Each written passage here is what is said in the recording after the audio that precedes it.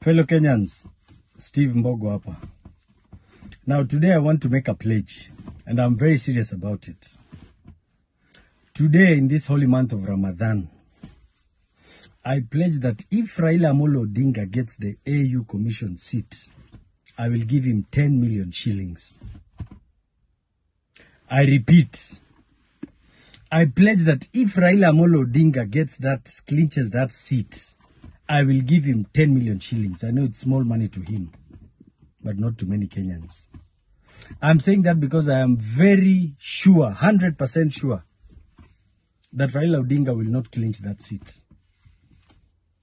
You see, the biggest problem is that today, wajinga waliisha Kenya.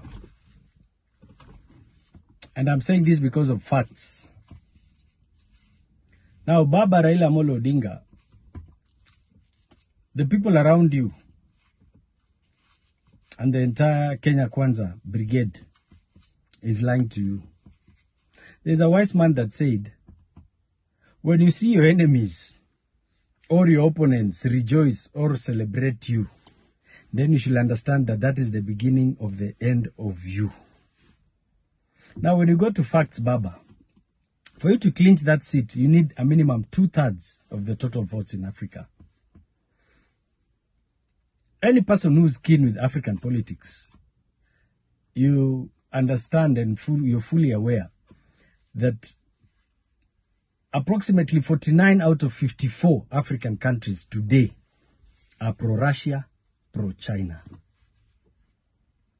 And all these countries are not going to support someone who comes from a country that is pro-West. For you to convince the Anglophones will be a bit easy. But when you talk of the southern part of Africa and the western part, the Francophones, who have fully retaliated from the West, believe me, they're not going to vote for you. Remember, they also have their own candidates. The South, they have their own candidates. East Africa, there are about 7 of them. So, Baba, these people are lying to you. And if the reality is, they're either lying to you or you're part of this game.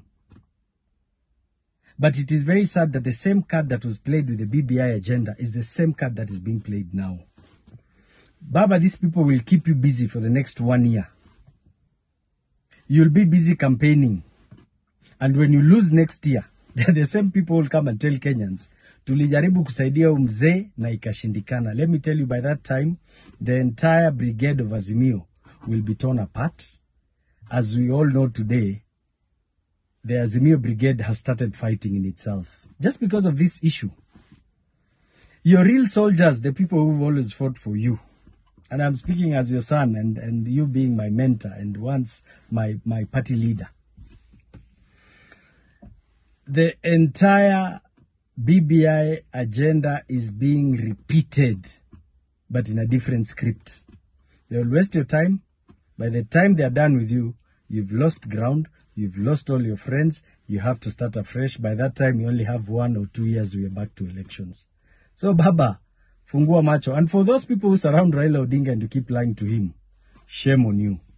Otherwise, I have pledged, Baba akipata hiyo kiti, cash, tupewe account, ama tutaweka kwa M-Pesa yote 10 million.